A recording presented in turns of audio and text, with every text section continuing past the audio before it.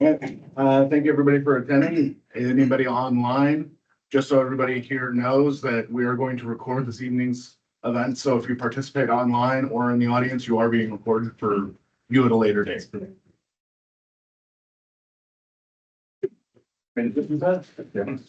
Yeah. Let's do a roll call of members. Aaron McManaway. Present. Dan Osborne. Present. Jerry Seiler. Present. John Houghton. Present. Don Fox will be attending online. Just let me know when he chimes in. I will. Chester Goot, Present. John Miller, Present. Steve Gorski is here, and then of course me. We all rise. Bob Cooper. Bob Cooper's not friend. Allegiance to the flag of the United States of America and to the republic for which it stands, one nation, under God, indivisible, with liberty and justice for all.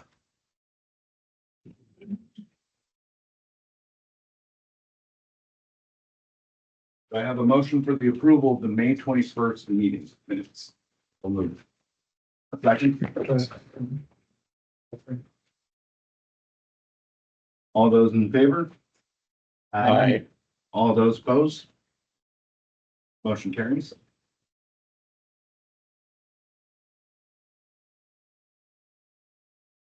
And we've got some notes until Tom gets on.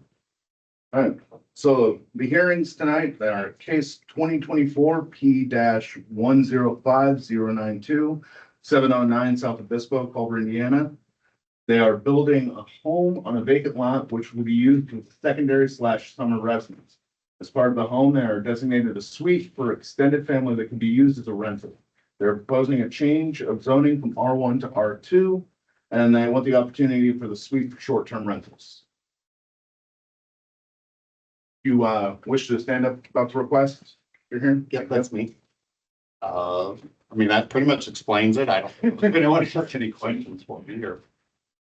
Is it going to be on the adjoining parcel or is it on the same parcel as the main unit? Well, it's all All- one unit, one All unit. on unit. Do we have anything in the guidelines about that? For a rental unit on the same? It follows the guidelines of an auxiliary structure. It is, and that's the reason for requesting the rezoning to R2 for multifamily.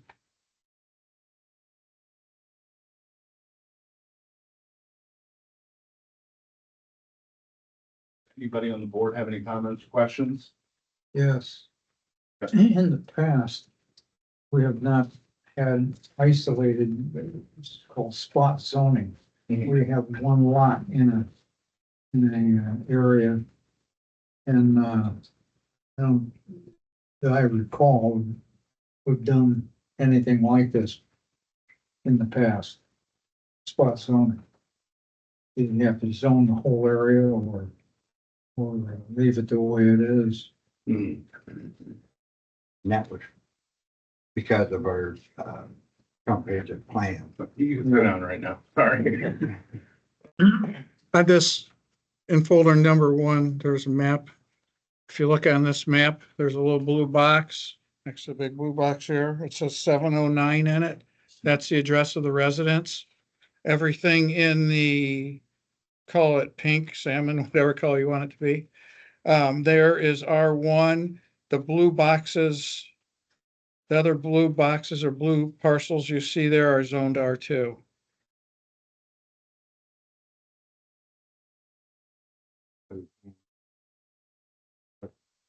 The other two you got the one right there starting Main Street. Davis, that was talking about that one. Yep, that parcel there, and there's a parcel on the corner of Akron and South Main that are zoned R2 as well. We're gonna make that street, all that on the west side is all. Now, these lines in between all these parcels, are those just alleyways? How it makes. Roads or alleys, yeah, the small lines are gonna be alleys or right of ways for the town. Okay. This is where it has to-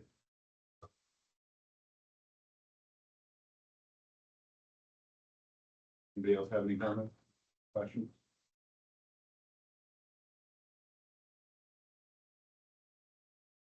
You want me to open it up for a public hearing on this? No, you don't have to have a public hearing, but you can take public comments.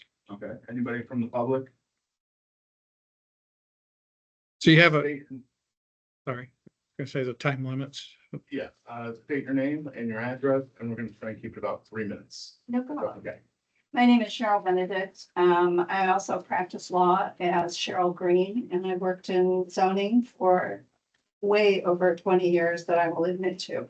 My husband, Gene, and I own property within the zoning district. Also, we live full-time at 708 Group Court. My family members also own multiple properties within that zoning area. And so I think you could say that the Benedict family as a whole is very invested in this area and in the town of Culver. And I'm here to oppose this petition to rezone.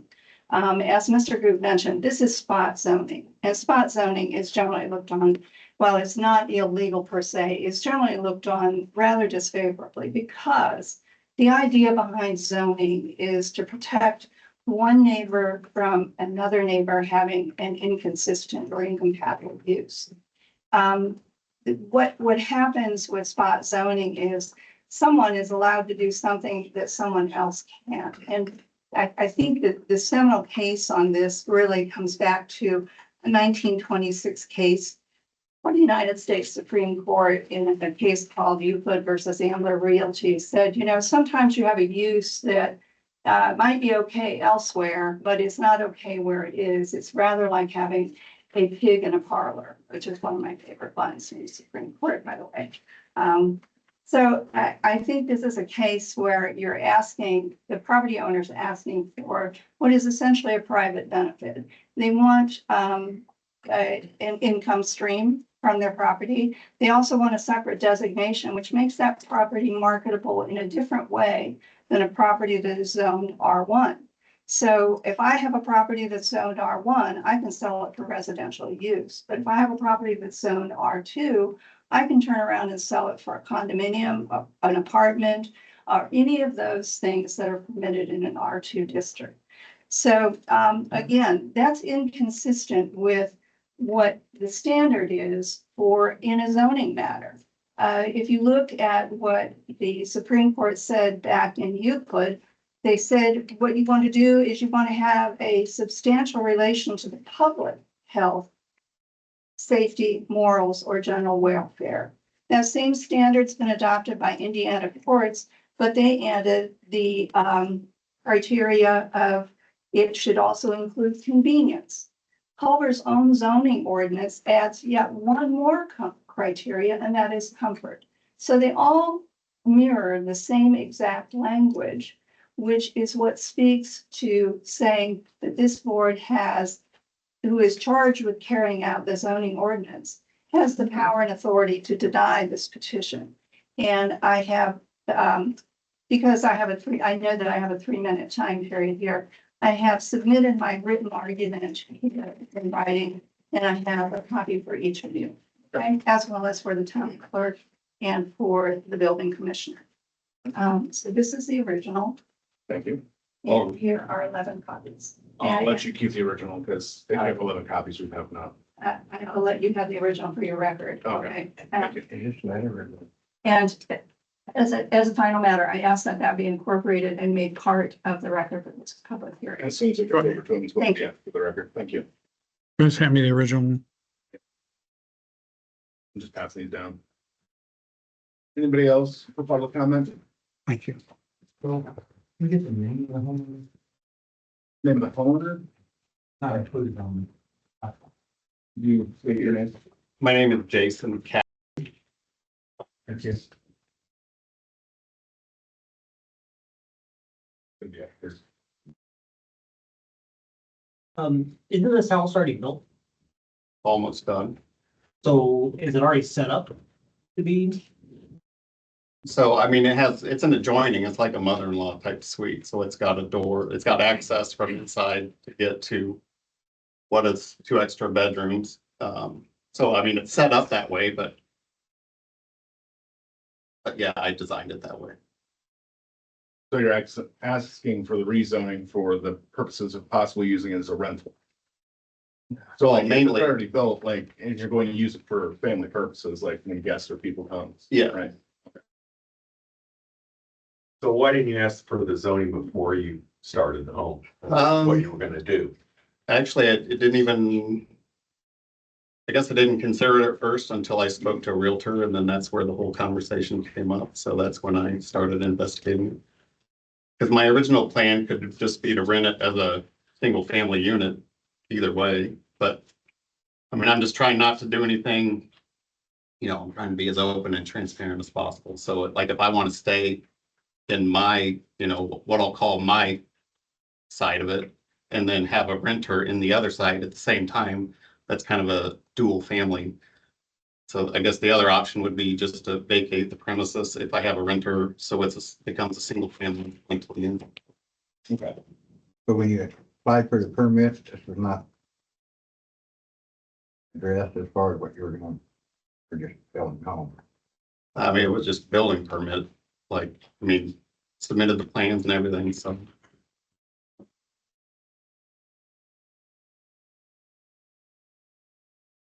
Any other public comment? And is there an outside entrance to this? Do we have a theme and address, please? For 40 Vandalia Street. Thank you. Is there an outside entrance There is. to this piece? Anyone else? Scott Waddell, 712 Peru Ford. Just a point of clarification for me, Mhm. Airbnb in the town of Culver, does that require an R2 zone? I'm not. No, No, So the petition is for a short-term rental, correct? How's that any different than the petition's to rezone. for the purpose of short-term rental? Yes, But if R2 is not required for short-term rental, what's, Because it would be a dual, they could be living there and have the renter there at the same time. it could be dual. that's multi-tenant, right? Correct? Well, is the owner considered a tenant? It'd be residence. the R2 calls it multifamily.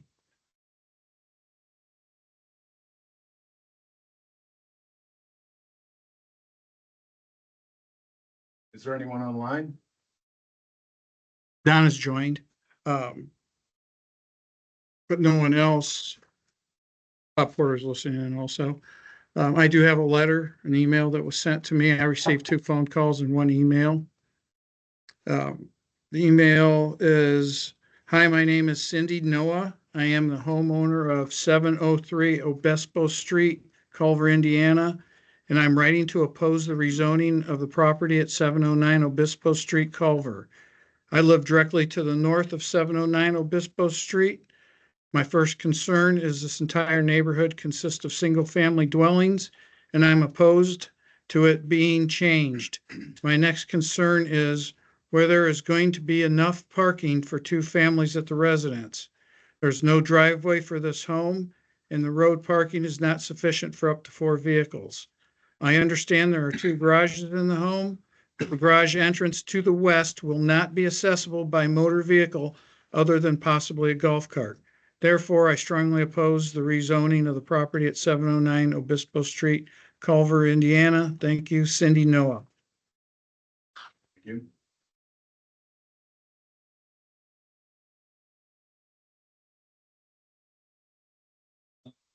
you. Finding of facts.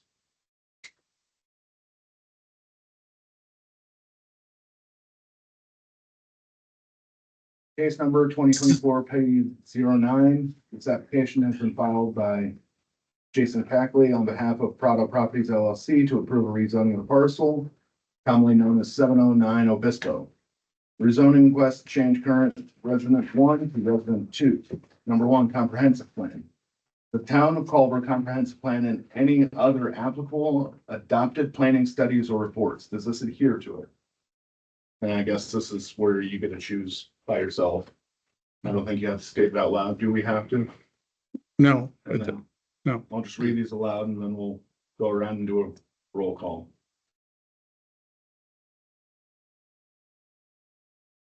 Current conditions and the characters of current structure and uses in each district. Most desirable use for which the land in each district is adapted. The conservation of property value throughout the town of Culver. Responsible growth and development. All items must be checked yes for this variance to be approved. Additional remarks, if you have any, and you want to sign it. Send in. What? Oh, just approval. Oh, yeah, sorry. I apologize. Oh, it's in file one. Oh, You do. looking for it, all that. If you have word variances on there, I ask that you scratch it out. These are automatically generated for me.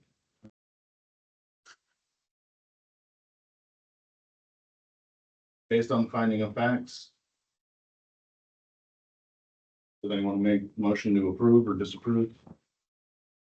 Joel, I had a question before we vote. Yes. And I apologize for coming in late, but I just got to meet my brand new granddaughter, and much as I like you guys, and that's this is important work. So my question was, I guess, really for our Don? home. Yes. Hey, Don, hey, just Yes. hold on a bit. We're having audio trouble here. We're gonna get the speakers going. Okay, thank you.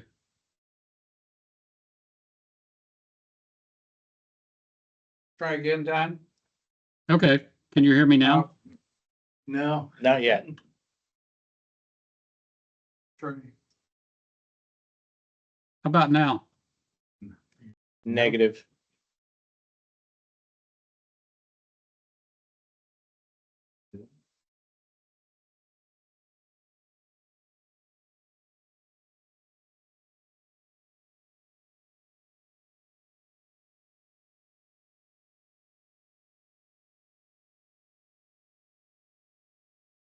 They don't kick on, you'll have to, I can repeat your question for you, Don. Okay. All right. Can you hear me okay, Steve? I can hear you. That's only coming through the computer right now, though. Yeah, and I apologize if this question was already been asked and answered. But when I saw this item on the agenda and I consulted the Indiana statutes, what I wasn't sure of was what the homeowner wanted to accomplish by rezoning to R2 that he couldn't already accomplish with the R1. I just wasn't sure what the purpose was and how R1 was restrictive to what he wanted to do. Did you hear that, Mr. Cackley? Yeah, I did. You want me to answer that? Yeah, could you respond to that, please? So I guess my whole purpose of, submitting this was just to be able to live in the house and have a tenant at the same time versus one or the other. That was the reason. Okay. Because it seems to me that as long as you didn't rent for more than 30 a term of 30 days at a time, you could do that with R1. It would just be if it were you and a longer term tenant is where you'd need to have R2. So Okay. Well, I mean, that is up to you. It's how you want to use the property. Do you? That's. I mean, if I'm perfectly within the legal bounds to do Yeah. it that way, I'm perfectly fine with that. I'm just trying to be sure. upfront and transparent also. Yeah, Uh-huh. we appreciate that. Apparently a 30-day limit, so is that Can we have your name and address, please, if you're, Henry Billson, 1,000 South Street? I'm just trying to figure out. And it sounds to me like if you don't have that for over 30 days, it's legal on an R1. Is that what? That's what I figured it was. I mean, if there's a 30-day time limit, whatever time limit, should be. I'm not aware of a time limit, so. No, Should have technically. time. But, I mean, you couldn't have somebody renting. Permanently renting until they didn't pay rent. I mean, you can't do that. That would be multiple family. You can proceed with your motion. I was gonna say, does anybody motion to approve the replatting? May I ask a question? Oh, We got two. The objection you got, that the building commissioner read had to do with parking. And I guess I'm trying to understand, because I live in that area and I know parking is a nightmare. And I'm sorry, for the minutes, he's taking those online. Could you state your name again, please? sure, Mr. Fox, this is Cheryl Benedict at 708 Peru Court. So my question is, how do you address the parking issue with more than one family in a residence when you don't have, the way you said, there's no driveway? And the garage only accommodates, can only be accessed by a golf cart. There's not a lot of street, I can tell you there's a lot of street parking. There's not a lot of free. Yeah, but that statement's not accurate. The house actually has 3 garage doors, 2 facing south, 1 facing west. There is a driveway to the south and to the west. So there's at least 3 car parking. I would say 2 car parking in the driveway that comes off the alley, and then there's the street out front. So, I mean, there's more than enough parking. And we have another question? Yeah, that's Joe Camerano, 209 Winfield Street. After listening to all this, what would be what would make this different than somebody that owns an Airbnb and rents one room in their home for a few days? There would be no difference as far as a short-term rental. It's just because it's an exterior structure or an addition. They want to be able to just cover their bases because it's going to have all the amenities of a normal structure separate. So somebody can come and go from the outside. So I think that's mostly the difference, is a little bit more of a upgraded Airbnb than just a room.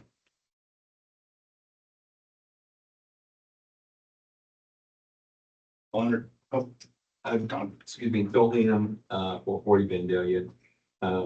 So does this have a full kitchen? Yes. Okay.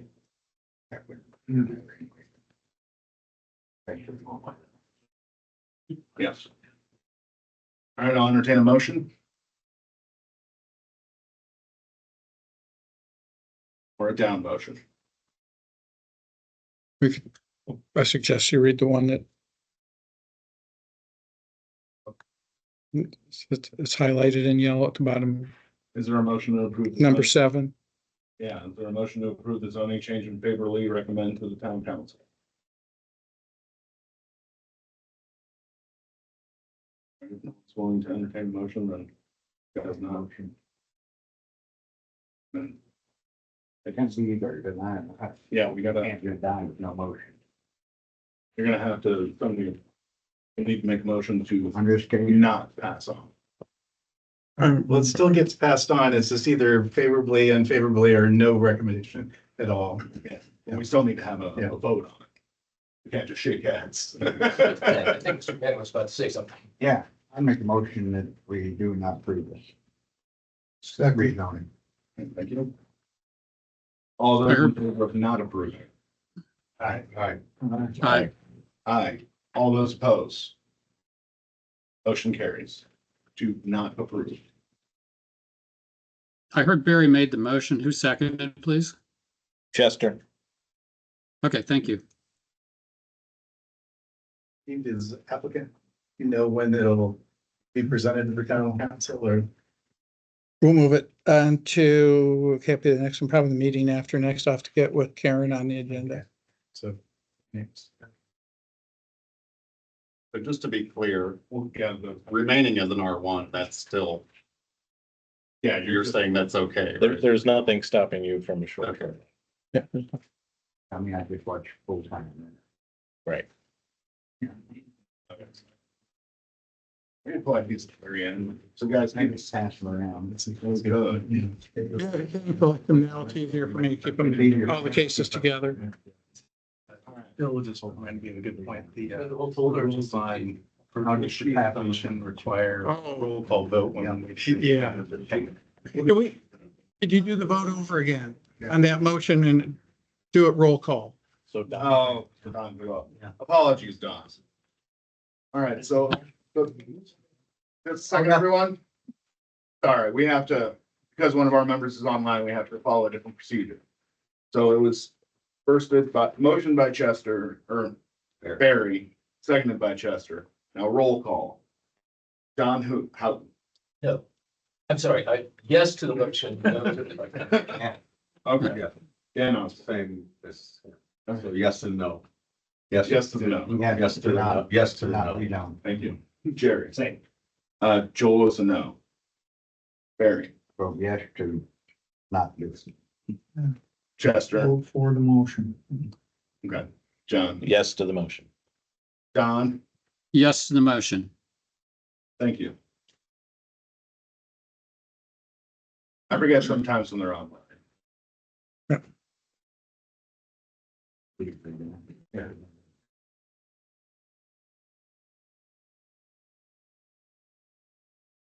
Moving on, case number 2024-P03/P08, tabled from the April 16th, 2024 Planning Commission meetings. That an application has been filed by Stephen R. Snyder on behalf of Culver Equities LLC to approve a major subdivision replat of 4 parcels commonly known as 1105 South Main Culver and 957 South Main Culver, Indiana, into 3 parcels. You, care to describe? Yes, Steve Snyder, 200 West Main Street, Syracuse, here representing Culver Equities. I believe Steve has given each of you in your folders a copy of the proposed plat. And the purpose of the hearing tonight is to determine whether you will approve that plat as presented into 3 lots. This would constitute final plat approval. We would then modify to a certain extent what you have in front of you to provide for signature pages for the president and secretary of the Plan Commission. And ultimately signatures for the town council to approve the dedication of public streets and other infrastructure. But the layout is as you see it on this plan. The total number of lots will be 3. All of them very large, and there's a reason for that. But before we get to the layout, the technical review committee has been through this, I don't know how many times. The engineers have reviewed in regard to the streets, the water, the sewer, and the stormwater. All of those have met your subdivision control ordinance standards. So the plat is in line for approval from the standpoint of meeting the technical requirements of your subdivision control ordinance. The plan again is 3 lots. 1 lot will be for multifamily housing, apartment units, and 2 lots, the other 2 lots will be for condominiums. That's why we only have 3 lots. In the condominium concept, the land is never subdivided. That 1 lot on which condominiums are built is owned a certain percentage by each of the unit owners in that condominium. So we don't need any further subdivision to place condominium units on, for instance, lot 1. And to give you general idea of what that looks like on 3 lot plan, we have the general layout of those 3 lots showing multifamily in the middle and condominiums on each side. But those are only 3 lots with that development, because that's all that's required under the state condominium act. We give this to you probably a little easier to pass around that way. All of the streets are shown on that plat, as are the storm sewer easements, the sewage line easements, water line easements, and easements for other utilities such as gas, telephone, internet, and et cetera. The plan details, and believe me, I brought along enough paper to choke a horse, but I don't think you really want to see the layout of the roads as far as cross sections. That's all been approved by the technical review committee. When was that review? Pardon me? When was the technical review committee How approval? many times have they met, Steve? I'd have to go back. We have It's, to go back. I have to, yeah, Yeah, just the latest one. Yeah. even that would have been early this year. Okay. But the engineers have worked diligently to make sure our engineer matched up with the requirements that your engineer had. And I think we are finally at that place. The subdivision will have public streets, town water, town sewer, stormwater system, and retention areas. Again, all that has been approved by the technical review committee. The subdivision control ordinance places the burden on you of approving these plats and establishes the requirements that we've met with the technical review committee. When all of those requirements are met, state law says the plat has to be approved. We think, okay, we've met all those because the technical review committee has approved them. So what we're dealing with now is the formal public hearing. But once we meet all those requirements, approval is essential. Current zoning is R2, so we meet all those requirements. Design of the infrastructure is compliant. Street design and construction design is approved by the technical review committee. Sewer and water is approved, drainage is approved. So the purpose of you as plan commission is to look at, will it meet public health, safety, comfort, and welfare as stated in your subdivision control ordinance? Is it serving as a guide for future development in that particular area of the community? Does it encourage orderly development? Does it preserve property values? Does it establish reasonable standards for development? And does it follow the comprehensive plan? All of those, I would suggest, are shown on this layout in such detail that it's an unusual project for a town the size of Culver. The proposal ultimately includes 306 living units. Some of those apartments, some of those single-family condominium units, but that would be ultimately, when construction or included, the total number of units on 65 acres of property.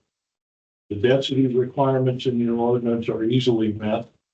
We have not only areas showing where condominium units and where the apartment units will be.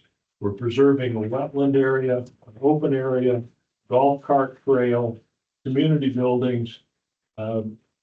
The amenities in this subdivision are significant. And that's what every plan commission wants to see. A developer comes in and says, look, I'm footing the bill, so I want to make sure I get a return on my investment. I make this project as good as it possibly can be, because that's the way returns are generated. Again, just so there's no question about condominiums, there's no further subdivision of either of these two lots that are proposed for condominiums. That land is owned by the owners of the units. And let's assume there are 100 condominium units. Each unit owner would own 1% of that condominium regime, as it's called.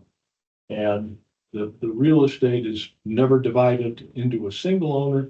It's owned by them in common by their respective percentage interests. Outside of the public streets and the other public infrastructure, in a condominium, all of the maintenance within that project is performed by the Condominium Owners Association. Each owner pays assessments on a monthly basis. I'm on a short time basis here. I'm getting ready to leave here shortly. But man, we're looking at as far as the replat here, and I feel like you're presenting the whole project here. Well, And I know, but I mean, as far as replat is, I mean, as far as the setbacks, now that you got the replatted for that, that's really the only thing we're gonna have to look forward after this one. okay, Yeah, well, I mean, I mean, the development plan itself Yeah, I has been appreciate approved by the that. technical review I committee. appreciate I it. just wanted the explanation. Again, what we're looking for is to convert 4 lots into 3, each of them large for the development as shown on that plan. Any comments from the board? Yeah. Who actually is Culver Equities besides Al? Is Chris Collins? Who in that group? You know, I can't even tell you exactly who the members of that limited liability company are. I think there are three. And, you know, they're the investors who are essentially putting the bill for the development. Well, you don't know, have any idea. You think there's three, but you don't know who they are. I didn't form the LLC, and it is an Indiana entity. I know Alan, is one of the members. That's about as much as I can tell.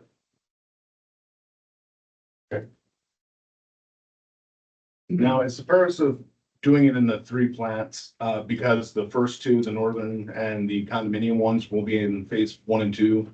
And if everything goes fine with that, then the southern one will be developed in phases 3 and 4. Well, the phases haven't been finally decided yet. But it will be done in phases. Most developments are. You start in one area, build the condominium units, you may build the apartment units.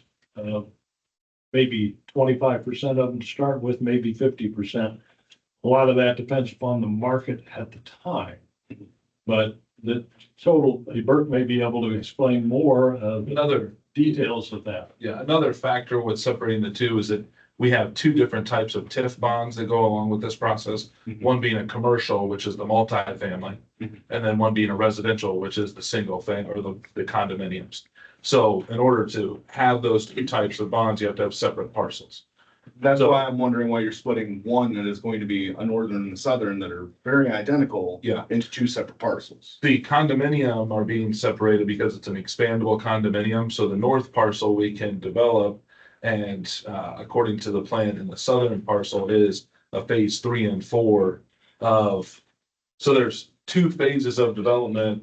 Within those two phases, you have a 1 and 2 and a 3 and 4 for the condominiums. Okay, so you're So keeping it separate. it just allows us to kind of come in waves as opposed to trying to build everything all at once. Okay. Yeah. Thank you. So that kind of allows for the 3 different parcels. Thank you. Any other board comments? No, I'm not opposed to the replat at all. I mean, it looks like it's pretty much laid out where the proposed streets are. So it's not gonna compromise even your development process. Can I make a comment? In a second. Okay. We're gonna go to the public in a second. Thank you. But as long as it, you know, since you're doing that way, as far as it actually aligning with your development figure as far as where it goes. Right. The only thing is you said something about the commercial aspect. I mean, we're talking about putting, Commercial is only the TIF disc or the TIF language for a multifamily area. I just want to clarify No, for the correct, public as well. Not a commercial as in like businesses, Right. but commercial as multifamily. I mean, I didn't want people to think that we're talking about a commercial business. Office or, putting no, on- not at all. or if- I just want to clarify Yeah. that. for everybody. The other question I had, looking back at it is, are these going to split, like he was saying, on the road? So right down the middle of the roads are parcel markers? Streets going- You look at the blue one there. Well, it's kind of just, Right. yeah, so. Good question. Yeah, if you were to look at parcels, the parcels do, the boundaries run to the public right of way. These are the rights of way here, the dashed lines. Mhm. So those will be dedicated to the public, meaning dedicated to the town. Technically, they are owned by the town. The town has an easement for street purposes over them once they're dedicated to the public. Okay, That's why those lines are shown that way. thank you. Okay, and from the audience? If you want, if I may, Mr. President, just remind everyone of 3 minutes and that each person should only have one turn to keep everybody an opportunity to speak. Keep it. A follow-up question after general information, we'll see how time allows. Yes, sir. The units are being planned on putting in this property. I'm sorry? How many units are being planned on? If the total build out is complete, 306. Jeez. It's gonna put a burden on the town of Culver. In a number of ways. Sir, I apologize. Will you stand up, say your name? Yes, Address? Henry Billsman, 1000 South Street, Culver. I'm kind of late because I'm been going a lot this winter and, I haven't really reviewed that plan, but I'm pretty sure there's no ingress or egress out of the town in that development. Correct. And you got 306 units. Let's just say there's 2 people in each unit. You're talking about, and our census in 2020 was 1,129 people. So basically, we're not adding any new ingress or egress, and it already gets quite a bit of traffic. Because you got, in lake seasons, you got a lot of boats coming in and out, coming in on an 18B. And I think to make this plan, it's always been my experience, you either get it right to start with, or it's problems later on. So I definitely think you need an ingress and egress, like out to 17, because we're a 20-mile-an-hour speed limit, and we need that because we have golf carts and everything. But it takes, if you live on the south side of town, it takes, if you want to go north, it takes quite a bit of time even to get out of the town. Mhm. So, and Ohio Street gets shut down twice a day and when school's in session, because they block that off.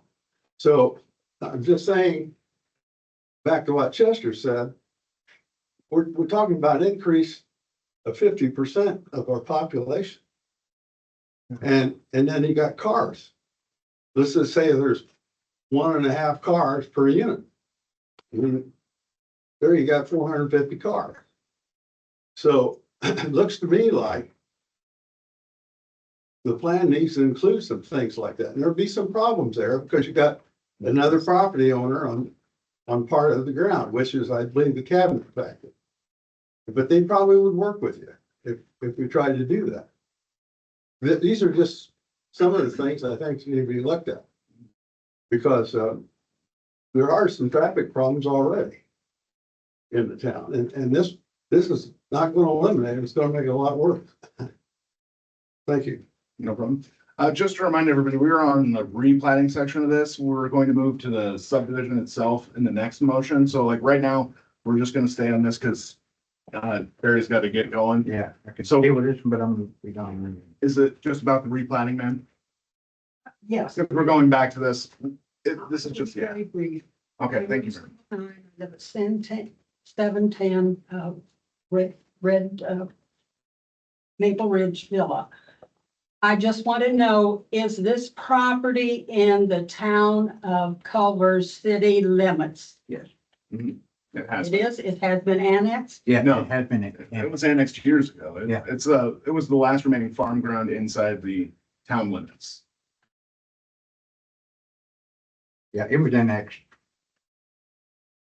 before Karen Hines was. I have something. I'm Casey, and I also live at Maple Ridge. They built 30 units where we live. There are 10 permanent residents that live there. That's it.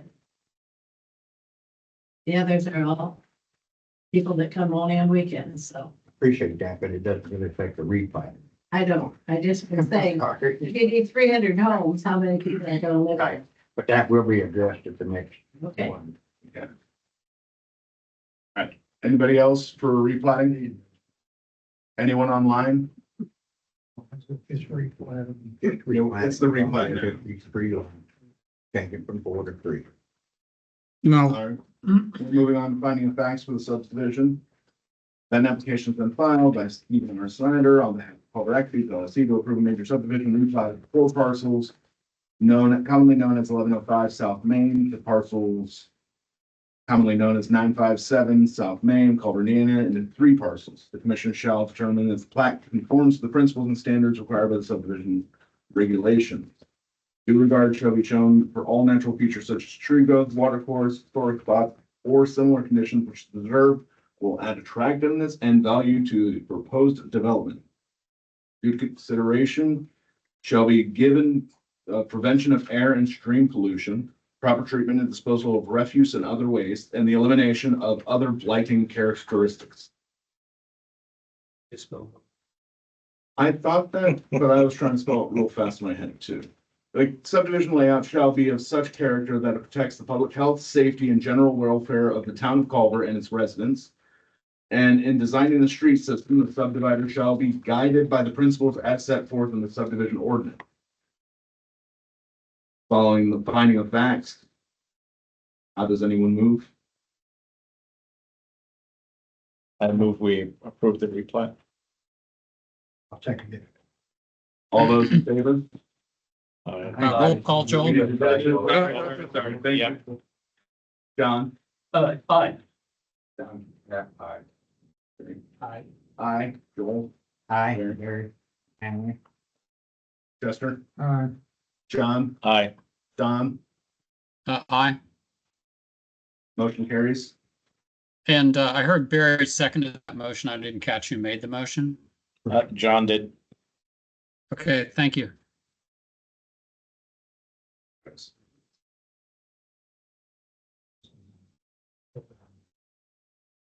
No. It's just how they want the I guess we went the ground broken up. in the legal definitions. Where lines go, we're gonna put setbacks for each lot, they all, each one of them separate lots, and they're all two. So each lot has to meet the setbacks according to the ordinance from the front yard. On the side yards, I don't think we got any issues at all. Do you want those signed now? We had to get a copy, before, I think that has the signature lines on the plat that was presented tonight. But we can present that here later this week. I don't know the availability of the board members. Signature lines. Well, it'll need to be signed by the president in a second. As long as they will be available during office hours with town hall and should be able to come in. If it needs to be done, I'll make sure to get whatever needs to be to get that. Secretary Body anyways. Do you want this back or do What's that? you want this back? You can hang on to that. It's not, that's a final site plan, but it doesn't have the. So I can pick it up at the end of the meeting.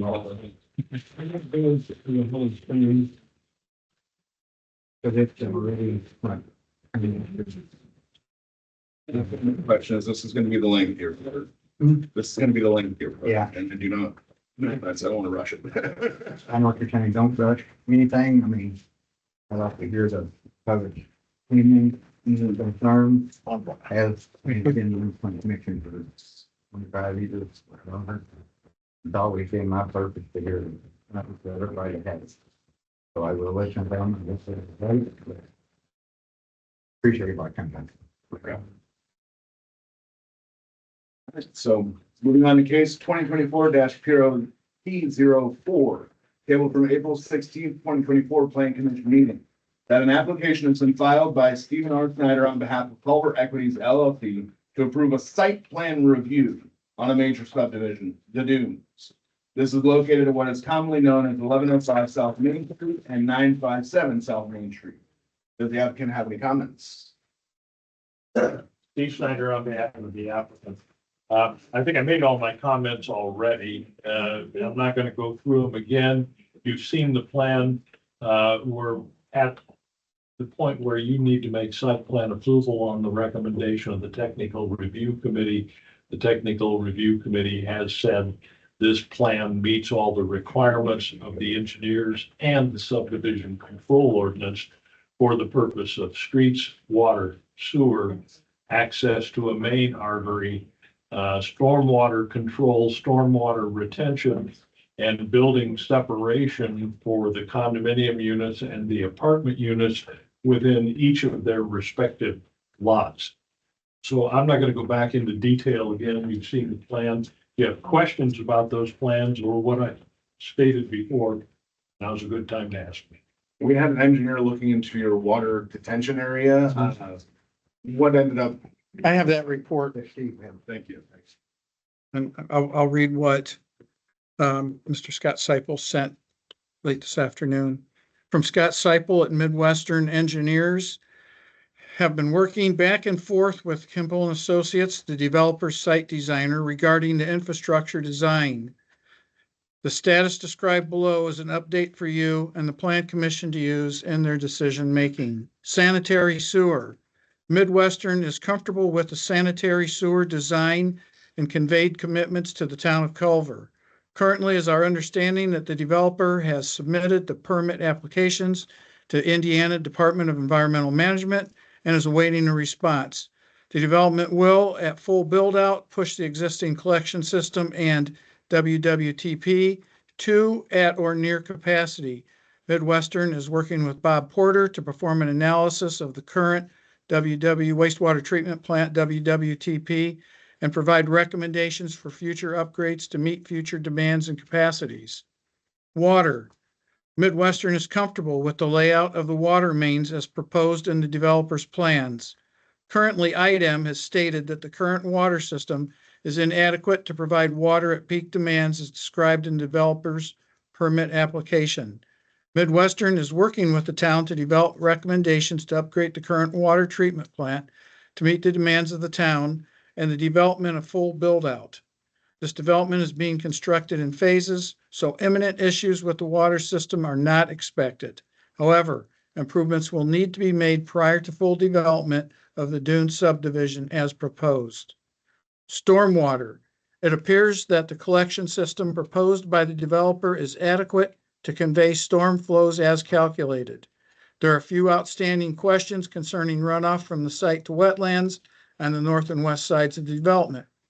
Midwestern has been in contact with the developer's designer to resolve outstanding questions of stormwater runoff rates, volumes, and storage. As of this email, all questions have not been answered or clarified. The developer's designer is working to resolve these questions. Can you repeat that last section, about where the water retention goes?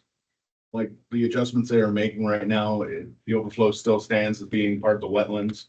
Would you like me to read the stormwater section again? Stormwater. It appears that the collection system proposed by the developer is adequate to convey storm flows as calculated. There are few outstanding questions concerning runoff from the site to wetlands on the north and west sides of the development. Midwestern has been in contact with the developer's designer to resolve outstanding questions of stormwater runoff rates, volumes, and storage. As of this email, all questions have not been answered or clarified. The developer's designer is working to resolve these questions. Thank you. Well, My understanding of the stormwater, it's based on calculation and confirmation of Kimball's calculations compared to Seibel's calculations, and that's what they're working on right now. But it does appear that the entire system by which stormwater is conveyed to whatever retention area it's going to is adequate to take care of the volume coming off. The question is, what is the volume that can be accepted by the retention area? And that, my opinion, that's a matter of calculations based upon some measurements that may have to be made in the wetland and retention area that Kimball is working on right now. But otherwise, it's adequate to get it there. Question is it adequate to contain it? It's calculated on a 100-year rain and the runoff that would come from that. The Purdue University has developed a program that makes those calculations based upon the information that's fed into the software program, and then says, here's the cubic amount of detention area that's required. And looking at the area, it can always be expanded beyond what it is right now. So even if the calculation would come out that we're 4,000 cubic feet short, we can expand that detention area in the northwest part because all of that area is undeveloped. And another little brief, a little bit more insight too, is the question was in terms of pre-development release of water into the wetlands versus post-development. And the post cannot be higher than it is during pre. And so the analysis is at what rate is the water being released to the wetlands? And if you slow it down, do you have enough, is your bowl big enough to hold the water to allow the water to come out into the wetlands at a rate below what pre-development was. And so the calculation that they're running now is at this size pipe with this size restrictor, how much water is left over? And they just have to determine, so it's not a rate of can you slow it down? Yeah, obviously, yes, you can slow it down. And so they're just determining for sure how big that basin needs to be to make sure that it doesn't come over the top by holding the water back and releasing it at the same rate. So the wetlands will stay what it is now and always has been, because the water is not going to be released any faster than what it's always been. And we've put in that secondary release valve in case there's rain coming from other directions, because not all rain that goes into the wetlands comes from this field, that we're building on. So it could come from other areas. So that's why we have that emergency valve down by the wells to avoid any, if rain's coming from the north in different directions, if it were to build up from other areas, that release valve that we put in at the town's request, so that there wouldn't be any overflow there. Yeah, and while you were talking, we had discussed in the TRC meeting, I believe it was, when we were talking about possibly being like 8 feet deep on the retention pond. Correct, yeah. And by saying that, and we were also talking about the safety issue as far as Running a fence right along the, preventing kids or whatever going. Yeah. And golf carts. Yeah, and we were fine with, I went back and talked with Alan, and fine with putting in some fencing that runs along that walking path. So as to prevent, as the golf or walking golf cart path. So as to prevent if somebody had an accident, they wouldn't go so far down. So that would run kind of just right there between the walking path and the water area. And that deepest area is only like in the middle, right? It's a smaller area, so it'll kind of have stair step effect to it. So it won't be just like a straight down. Right. It'll have a gradual flow to it, but at the very bottom, it would be a little bit deep. So I'm just concerned about. Yeah, so there Golf would carts, be, maybe not because of that, but kids can get over sure. tree limbs and everything else. So. Yeah, so what our plan is some kind of fence line, cedar, maybe wrought iron or something to be attractive and decorative that would be effective in preventing anybody from getting over there that shouldn't be, an accident or something along those lines. It's kind of that concern. So, yes, that would go in there. So it's not a question of if the water can be held, it's making sure that it's in that flow rate, everything is there enough to hold it back. And so it's just getting that last calculation in. And if it comes to you need to be a little bit bigger, you dig it a little bit bigger. And frankly, a lot of times you'll have some of these changes that are made in the field after post approval, because that's why you have what's called an as-built process. So you say, it's approved to do it this way. We get out in the field and we do some stuff and we say, okay, it needs to be a little bit changed.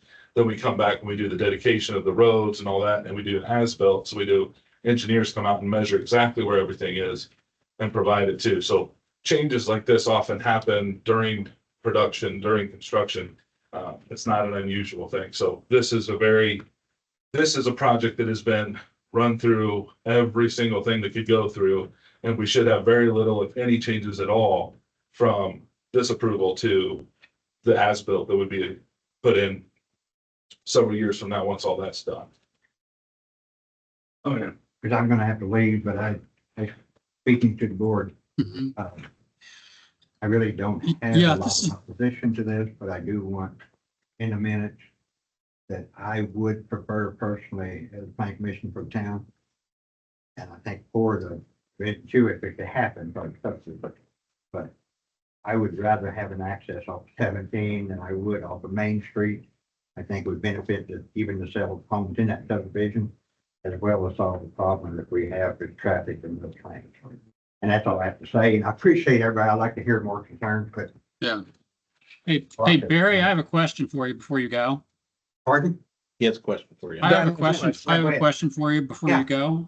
Yeah. Since you're on the TRC, are you satisfied from TRC standpoint with this issue of runoff and protection of the wetlands and that actually? Yes, I very much so. I mean, we've seen results that Steve has come up with, as well as working with him. And they have been revising as these questions have come up. So I think, yes, I mean, 100%, I'm very satisfied. And I mean, I live on Ohio Street, so water concerns have always been not my property, but for Ohio Street resident. I appreciate everybody and Thank you very much. thank you very much. Okay, thank you, Barry. And thank you, Don.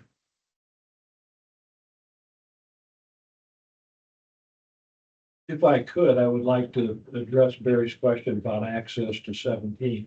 We don't own any access to 17. It's not available to us. Whether somebody later would want to come along and dedicate some form of access, that's possible. We don't have any control over that. We've engineered the street plans so that access on the main street is as appropriate as we can make it. And volume of traffic, certainly there's going to be an increase, but it's going to be spread out over different periods of time during the day. And we just can't do anything about a State Road 17 access. Right.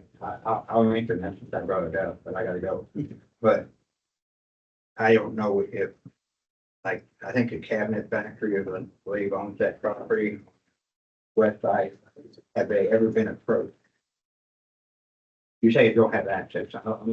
Well, I don't know the answer. Okay, so you said, you did say that you don't have access. We don't have access. So you haven't tried to get access. We don't have access right now. Thank you very much.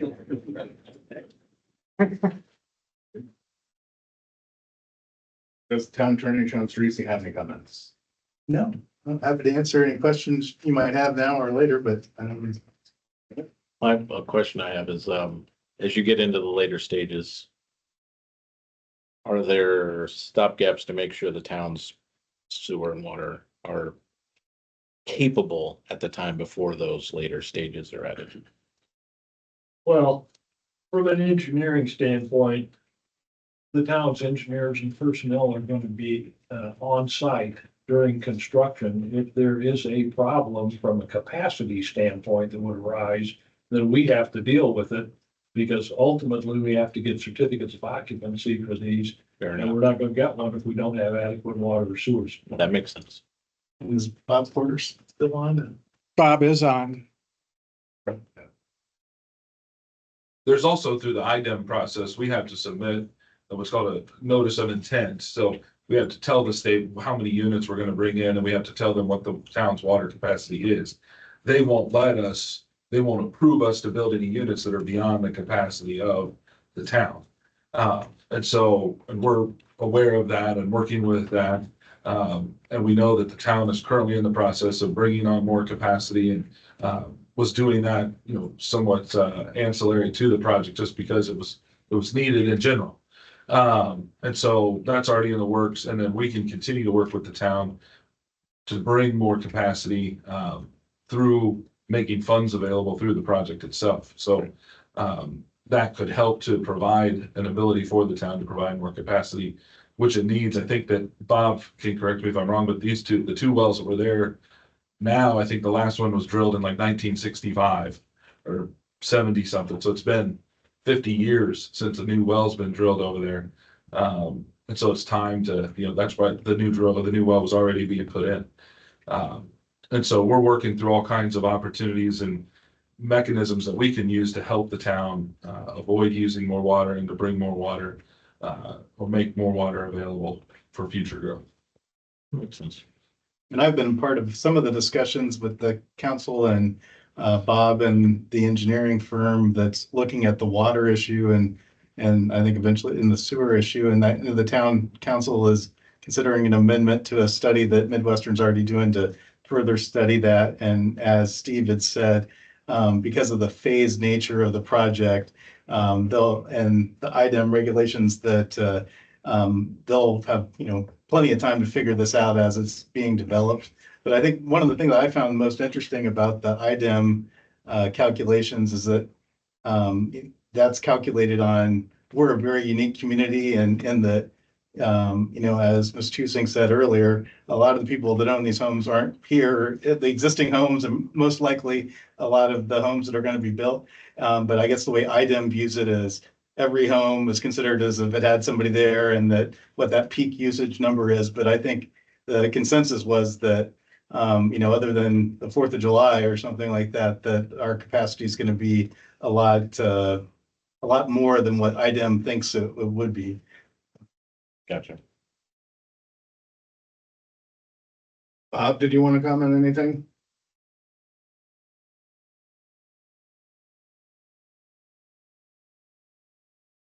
I'm just here to listen and answer any questions that you may have for me. Okay, thank you. Since we're on that end, Chester? No. Barry? Nope. I'd like to hear public comment first before. Okay, yeah, we'll bring it back. Bring it back. Okay, do you have anything, John? No, not at this point. Don, do you want to go to public comment or do you have Um, anything? No, I have nothing further. My question was answered by Barry. And also what Sean had to say about how Item does their calculations was helpful too. Thank you. And we're gonna open it to the public. Again, state your name, address, and 3-minute time limit. The back? J.D. Castleman, Forest Place, 642. This capacity issue is something new that we have not heard before. We've been told that both wastewater and water were good with the capacity. So what's up with this? I've never heard this before. Seems like a 11th hour issue that's popped up that's very serious. I was gonna say, Yeah, if you want to. we can kind of provide some background on it, yeah. So, in analyzing the wastewater process, there's a factor of kind of like a freeboard factor amount that we were always aware of. I think, I can't remember the exact number, but it was at full build out, it was going to get to where it was like 70% or something, and the town wanted it to be at 60% of total capacity, I think was the number, and Mr. Dante would have that for us. So it was getting above the amount that was wanting to keep free and for peak flow, you know, different levels. But it was getting above that, but then there was an opportunity to add capacity to that. So it wasn't getting to 100%, it was getting the difference between 60 and 70%. And so it's not up to 100. And by going above that level, as I understood it, there was a question or concern of how can we use the benefits of the development to increase capacity so that we get back down to that 60% number.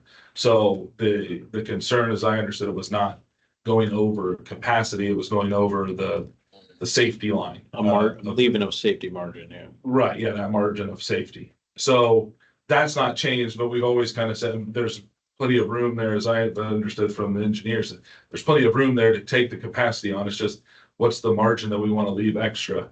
And if we go over that margin, we can use the benefits of the development to increase capacity to get back down to that lower margin level. On the water capacity, and going through that NOI process, we have to go through the state, and that's really the bearer of how much we control and how much or what we have capacity for. So we submit the information to them and they respond back to us with what the capacity is. So until we submit that information, we don't have that back. And so once we got all the information through Bob, we had to get a bunch of calculations and peak flow numbers and all kinds of stuff from past history. You submit that to the state and they send it back to us. So we just received that back and we started working with the town over the last couple of weeks on what that is, how we can adjust to some of those numbers. And again, even with that water, there's factors of safety that are very conservative so that you don't end up with, you know, you figure what's our peak usage at the peak time of the year. And if everybody took a shower and washed their clothes and started the dishwasher at the exact same time, what would happen to the water? Oh, it would be deficient at that point in time. So there's factors of safety built in, and the engineer could give a much better description of that than I can. So it's not as if everyday usage would be a concern. It's that peak question. And as we go through the development, it actually gives the town an opportunity to have the revenue and the funds to be able to expand the water system. Yes, we require water, but having that opportunity to expand and be able to access more water, I think in the long term is more beneficial than saying If we don't have the funds, we could just stay where we are, and not have a problem. I don't know that that's, I would respectfully argue that that's not an option. And that the overall cost benefit analysis is that expanding the water usage to help with the development, but also help the town is a better route to take. Yeah, if I could just piggyback on that, JD, I think the bottom line of it is, in the meeting that I sat in on, that was one thing that people talked about on the frequently asked questions, or the stuff on the website about data about the dunes, that it's always been said that the capacity was there, and it is. I think it's that margin of, I think, at least with the water discussion I was in, the goal is like a 20% margin of additional capacity of what your average use would be. And that allows for emergency situations or other future development. So this isn't the last development that Culver can have based on the capacity of our systems.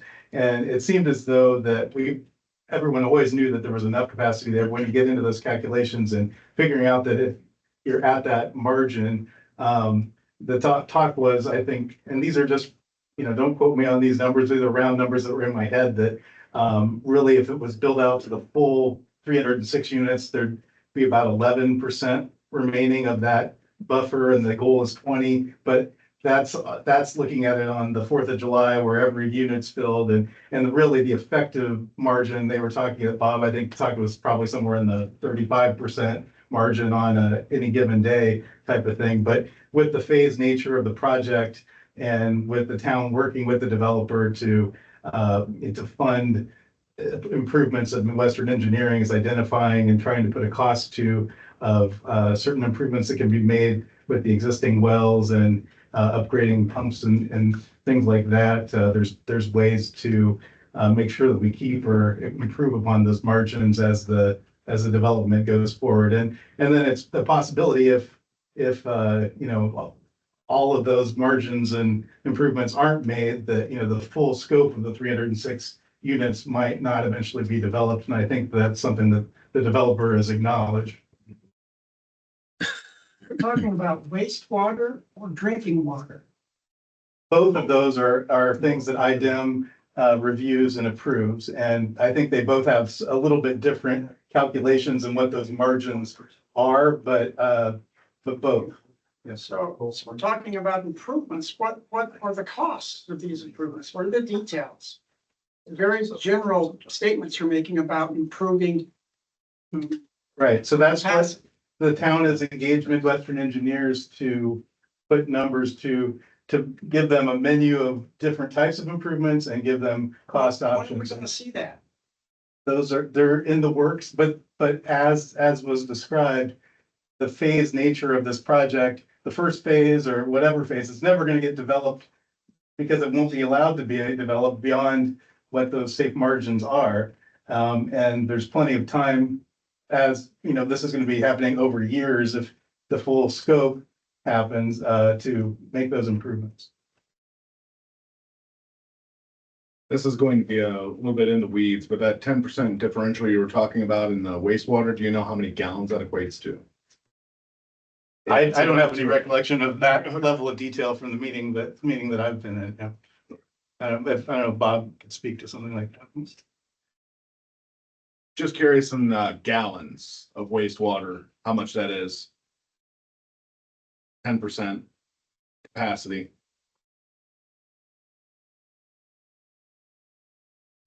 Our plant's rated at just over 500,000 gallons a day. Okay, thank you. If you didn't hear that, the plant's rated at just over 500,000 gallons per day.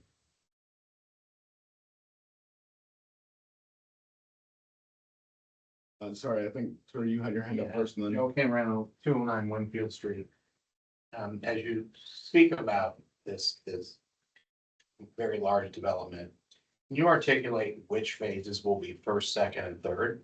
Will the multifamily be first, or second, or third? So, for the development of the units themselves, there's 4 phases. Phase 1 and 2 is going to be the northern condominium units and the multifamily area. And phase 3 and 4 will be the southern condominium units. So that, the middle parcel that you saw, and then the northern parcel is phase 1 and 2. The southern parcel is phase 3 and 4. So is it safe to say that there will be more condominiums developed towards the latter part of the phase? That's correct, yes. Has there been any analysis on that many units, which is almost taking our small community up 35% in potential residents, of what the fire life safety ramifications are going to be? Yeah, the fire safety is part of the TRC process, and the town can kind of talk to that because it's not really, but all of the plans and all the water pressures and things like that for fire hydrants and all that has to go through the town, has to be approved. And as far as I understand, that's all been approved in terms of capacity at current levels. I'm talking more on the lines of capacity. A fireman coming to my house, or when I call 911, somebody's showing up, that type of capacity. We're completely fine. Thanks. Now, I don't want to stress that this is going to be extremely similar, but it's going to be developed in a similar fashion to how Centennial Crossing was done up in Plymouth, with the condominiums and the the rental units being built in tandem in a certain section. Then once those were constructed, moving on to the final phase of the condominiums. Right, so phase 1 and 2 of the condominiums and the multifamily will be built kind of in conjunction with each other. It's not, the top quarter, the second quarter, it's not like blocks. So phase 1 and 2 is kind of a couple of multifamilies and the clubhouse and a couple of garages in the multifamily area, and then some of the condominium units. There's some duplexes and then single or freestanding condos. So those will all kind of be mixed together, but the developments like Centennial Crossing, or like we've done in Warsaw and Elwood and in different areas, is having the multiple products allows for the market to be able to absorb, or it provides the need that the market has for some multifamily, some single family, some condos. It kind of gives everybody what they need. And so that allows the development to fill up quickly, because you're not just building apartments and then waiting for those to fill up, and then just building houses and waiting for those to sell. You're kind of building a little bit of everything so that as you go, it all fills up quickly. And for example, we finished a product in Peru in February, and at this point it's 79% full.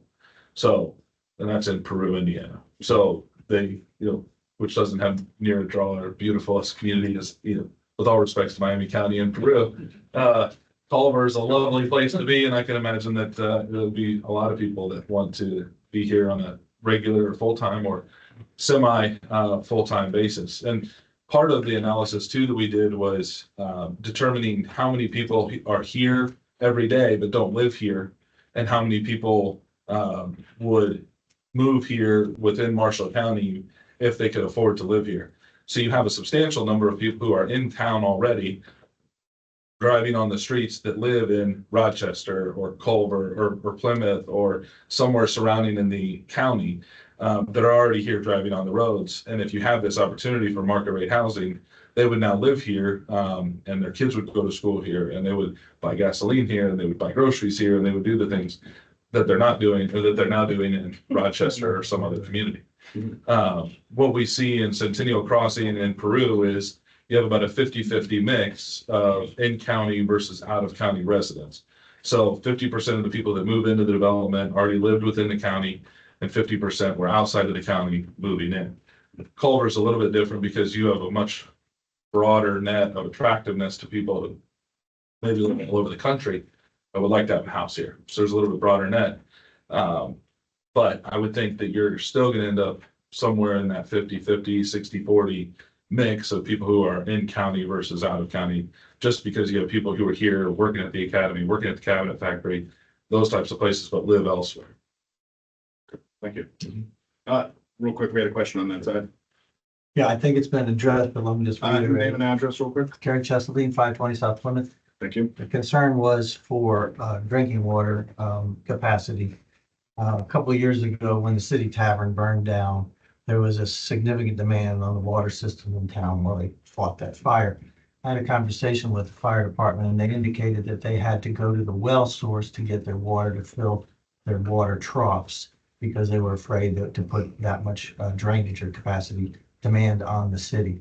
Just throwing that out there to make sure that, you know, in a catastrophe, when we have to absolutely have to have water, that we have enough. That's because we were just being cautious. Well, I'm just saying that, and City Tavern may have been a small fire compared to something that might happen at the academy or the nursing home or something. They really need all hands on deck and all resources. Code. I know, I'll just add a little bit of color from the meeting I sat in on with the engineer and Bob. They talked about how delicate balance in a community like ours it is to having how much is enough. And they talked about, you know, if we put another water tower up to assure against the, you know, risk like that, then because in the wintertime, nobody's here using the water, it's going to turn into an icicle or popsicle in the sky, they called it, you know. So they were talking about how it's a difficult with a community that it's hard to read the amount of water we use. I just thought that was an interesting thing from that meeting that I learned. I'll keep them back. Okay. Anybody else in the audience? Okay. I think we're back. Phil Ham, 440 Vandalia Street. I had a couple of questions for you. One is the town's budget and is getting very stretched with all the TIFs that we're doing and everything, or will be very shortly. And my question is, can the town afford this? To mitigate all the water stuff, that's a lot of money. That is a lot of money. Unfortunately, this board is only about the building aspect of it. So like the finances, that's up to the council. Okay, And, I'm talking about infrastructure stress, so. oh, the infrastructure stress, like, I don't know, we're really just about building it. We're not paying for it. Oh, yeah, well, that might be something for the council to consider. Yes, yes. The other thing is, I assume that you have not tried to get access, or Al hasn't and didn't tell you, or we would see something by now unless you didn't want to pay for it and you want to get more profits. So, this is talking about access to 17. So you got to consider that, when you're listening to the pit, which is what it is, so. The last thing is the peak periods. Yeah. If we back up toilets, where do we take our refuse and deposit it? Say what? If our toilets back up because of the sewage issue, where do we take these bags of If the system fails, what do we do? That's what he's saying. They got to be present for somebody. Almost capacity doesn't mean full capacity. So there's gonna be a shortage at some time and it's gonna hit the fan. I'm done. Thank you. Unintended.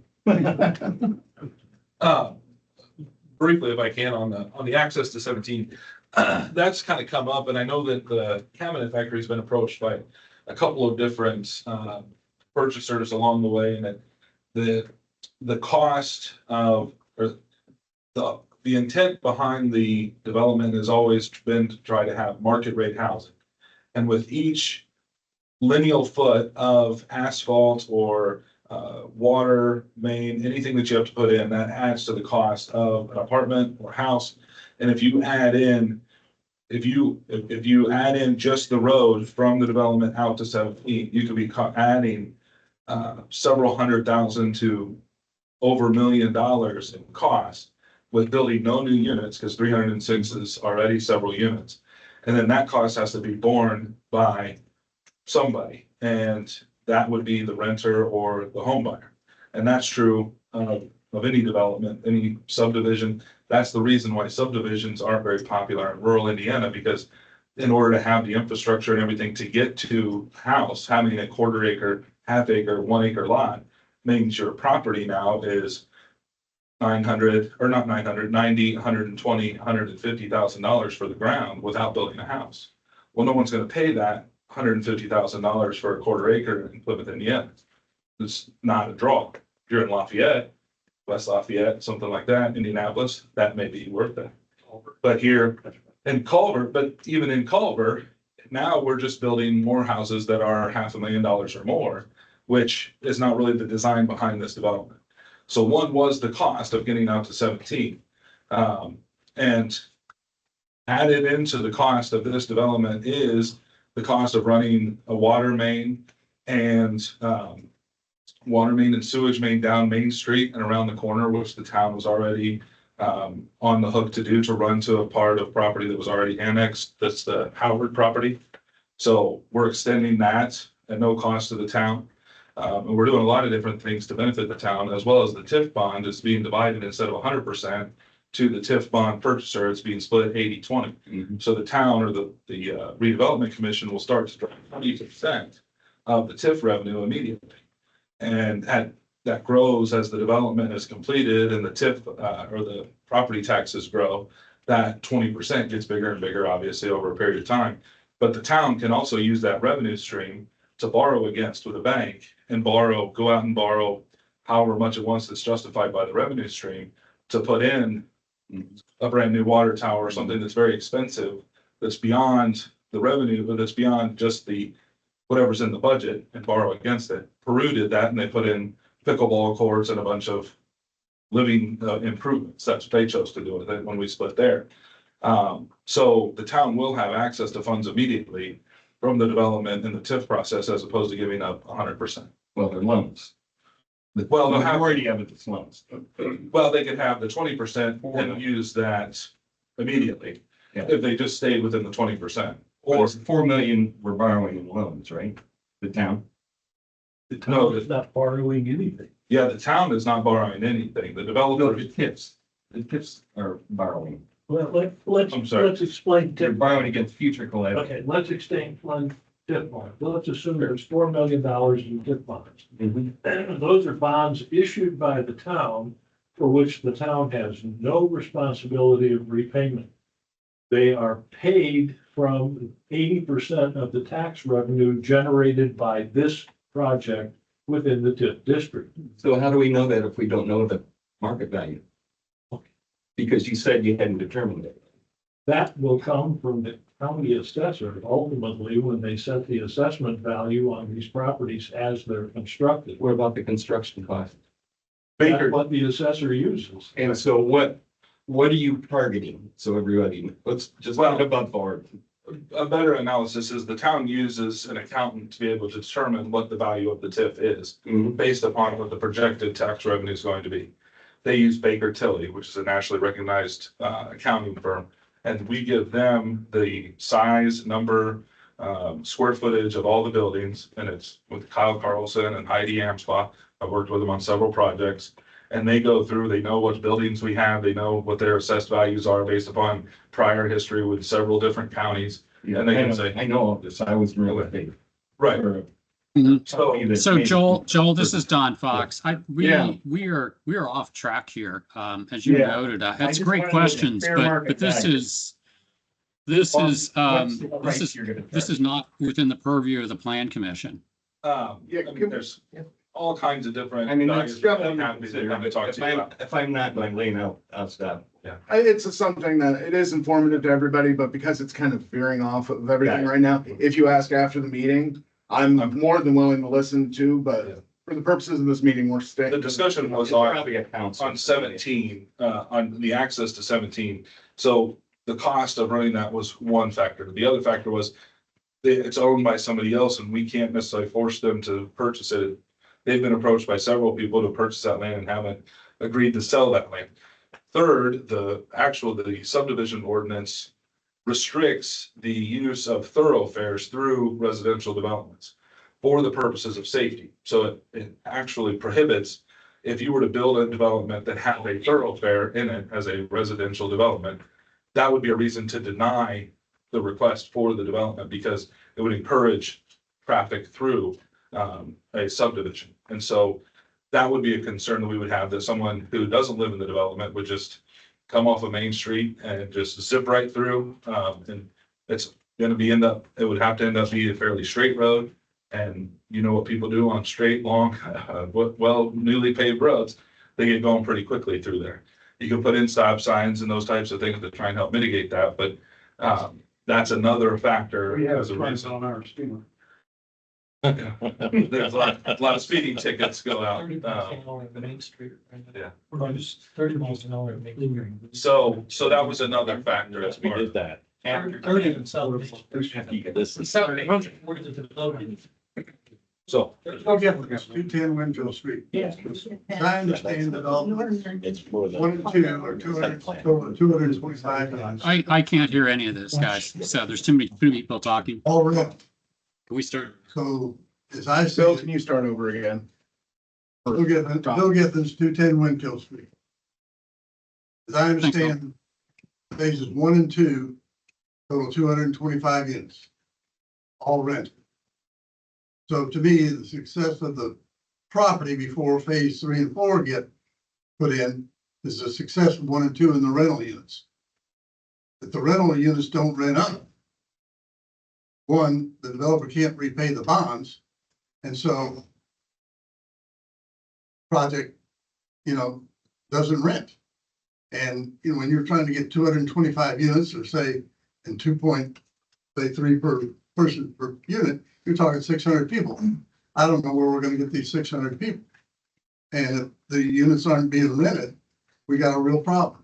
That's my comment. Well, go ahead, and that's.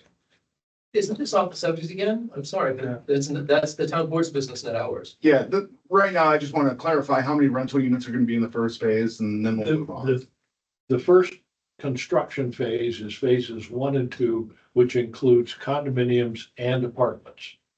And it's not all rentals. The condominiums are for sale, the rentals are rentals. But probably in that phase split close to 50-50. I think there's 108 apartments, total multifamily, was about 108. And then the others were all condominiums or the duplexes, that are for sale. So those would be fee simple ownership within a condominium regime. And they would pay their own property taxes based upon the assessed value of the unit. But that would cover of the 250, 108 are going to be rental and the rest will be the condominiums in that first phase. Right. Now, a person may own a condominium and rent that to somebody. Oh, okay. But they would own it, and so there's no stipulation that says that I can't buy a unit and then rent it to somebody. But it'll be owned by an entity or a person, and then it could be leased. Okay, so that's why you're saying it's going to be squishy at the term rental. Right, yeah. Now, the multifamily, I can't buy a unit within an apartment building. Yeah. So that's all gonna be rentals by Centennial, Equity, or, Culver Equities LLC. But if Culver Equities LLC owns a couple of houses and rents those out, those are assessed as a condominium unit, not as a multifamily or anything else. Oftentimes you end up with, if a house doesn't sell, you rent it, not, I can't rent it, so I'm gonna sell it. So if you end up in a spot where you have a house that's for sale, that's not selling for some reason, then you can rent it and it rents very quickly. So it's not often that you have trouble renting, it's if you were to have trouble selling. But again, Peru, Indiana is an all rental, no for sale. And in a couple of months, it went from no occupancy to 79%. Can't imagine that we wouldn't have, and that's been true in several different developments over, filled 96 units in 47 days in Columbia City. Just over a period of time, you end up with people outside with moving trucks waiting for the carpet to go down so that they can move in. These are very popular, and we fully presume that our market analysis tells us these units will move very quickly. But we've built into the development schedule ability to delay for if there's a market delay or if there's a need to delay for the town's needs. We've built that into our development schedule to help everybody adjust to the development as we move along. Okay, thank you. Joel, just very briefly, I know this is off topic, but just wanted to say on the bonds, I'd be happy to answer any questions after the meeting, but just they're a unique statutory type of bond called economic development revenue bonds. And it's totally different than an ordinary bond, which would just be a ordinary debt of the town. These are, all of the risk is borne by the developer if there weren't sufficient tax revenues to make the bond payments. But I'd be happy to answer those questions afterwards. So in long and short, if the project were all rentals and that never rented, the only person that would ever lose any money is the developer. You mentioned one thing I want to clarify if I can. Did you say, you said duplexes? Is there going to be any single unit housing or is it all going to be duplex? No, there's several, there's 36 duplexes along, which is just 2 units together. Yeah. And then the rest are all freestanding, single family How many style single housing. family style? And phase 1 and 2, there was 36, there's gonna be another 50 some, I think, over phase 1 and 2, and then in phase 3 and 4, there'd be 78 or it's just off the top of my head, so don't hold me to adding up all those numbers, but I think it's 33 and 44 for phase 3 and 4, and those 3 and 4 are all individual houses, not duplexes. Any other questions? Joe Camarano, 209 Winfield again. Is there any way, as a homeowner here in town, I can see a document that spells out the building phases and how many 1-bedroom apartment, 2-bedroom apartment, 3-bedroom apartment, and then the multi units that are coming up to phase? Because when you break that down, that to me is how many people are living in this community that has 260, whatever they are. You know, are they single bedroom apartments, double? I believe there's a whole breakdown on the website, the Dunes Project off of the town website. Has that been updated? I can't answer that for sure. I could say, I would suspect so. If you haven't been to that website, it's very informative. At the bottom of the town of Culver page, and it's been trying to keep as up to date as we can on what units are going in and how it's the maps and everything that we are being shown, we're trying to share with the community as well, and we're trying to get everything we've got into one place. And I can kind of briefly tell you, it'll be good to look at the website because there's a bunch of information on there. Included in there is the financial benefit to the town of the development as a whole.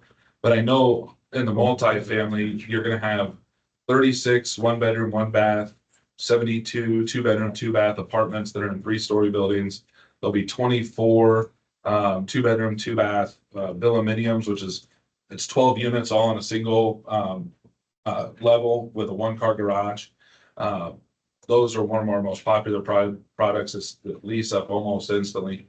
There'll be a 20-unit senior style building, which has a centralized meeting area and corridor access as opposed to apartments like you have in a stairwell. This is all 1 story and it's corridor access. So it's kind of a senior style home. And that'll have 20 units. So I think that encompasses all of the multifamily numbers. The rest of the houses would be you could equate them out to on an average 3-bedroom, 2-bath houses. There may be some 2-bedroom, 2-bath. There may be some that are 4-bedroom, 3-bath, somewhere along those lines, but it averages out to probably 3-bedroom, 2-bath. And the whole project is long-term rental, right? No short-term rental ever? It's not short-term restricted, no. But it is, each person is able to use their unit as they see fit. So if someone were to buy one and use it as a short-term rental, they'd have to comply with the terms or requirements of ordinances of the town if they have such, but they're not restricted in any way. Thank you. Terry Cheseldine, 520 South Plymouth. I just have a question about erosion on the project. Is that appropriate for this? Yes. I just came back into town from the winter and I was absolutely astonished to see the decimation of trees along South Main. I hope this has been covered by other people before, but it's just heartbreaking to see that. And along with that erosion of trees, I was walking that stretch a couple weekends ago and the wind blowing through the Dunes project was just atrocious in the amount of sand and soil that was being moved across South Main into homeowners on the other side of Main Street that must have been thrilled with that. So those are two factors in erosion at the site right now that I'm seeing that have not really been justified, in my opinion. Most importantly, though, are the wetlands area. Is the wetlands area an environmentally protected area? I do not believe so. We're trying to do our best in that. I think it is. Yeah. But I wasn't sure if it was protected as good as the one on the south. I've walked my dog back to the water treatment plant or the water source, the well plant, every day in the summer. Now for 7 years, I have never seen the amount of water accumulation back there that I'm seeing this time. I don't know where it's coming from, but it never existed. So something has changed back there, whether you've had tremendous amount of rainfall or there's been some diversion of water to cause that whole wetland area behind that well plant to increase in volume to the point it is almost level with the grass ground back there. So I don't know where that water's coming from, but if you're gonna put more demands and stress on that area, you're gonna flood the whole place out. So and if it's environmentally sensitive, there's not much you can do with it.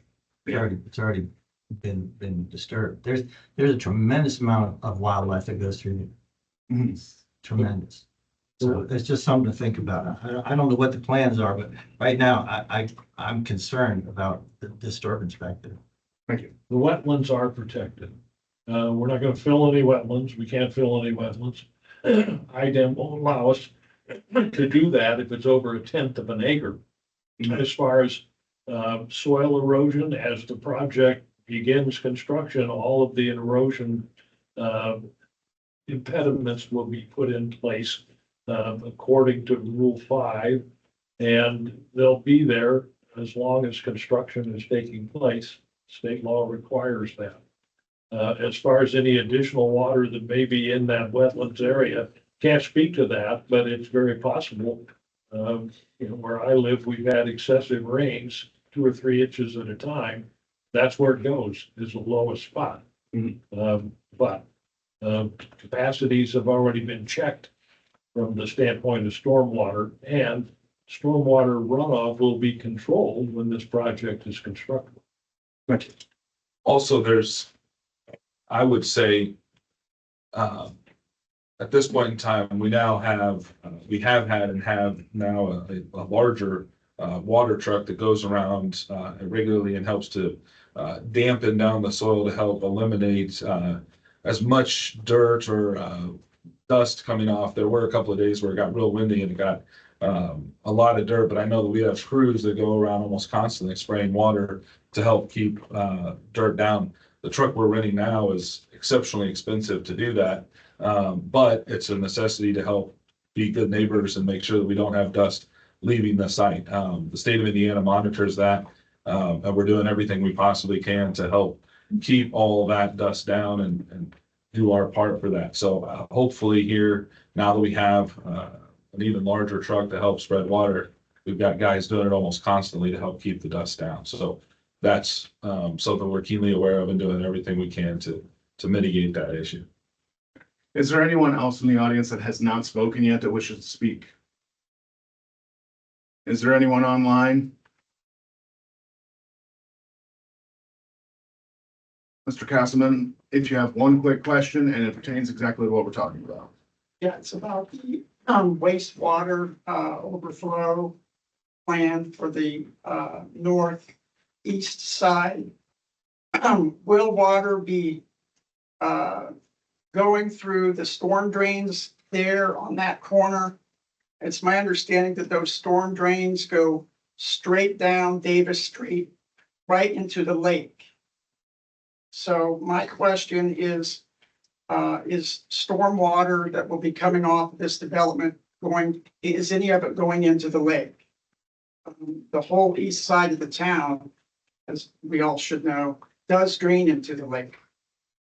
So my question is. The answer to that question is no. The only thing that ever might go into that Davis Street access is that emergency release valve that is kind of separate and apart from the storm sewer, but was put in at the request of the town up there by the wellheads.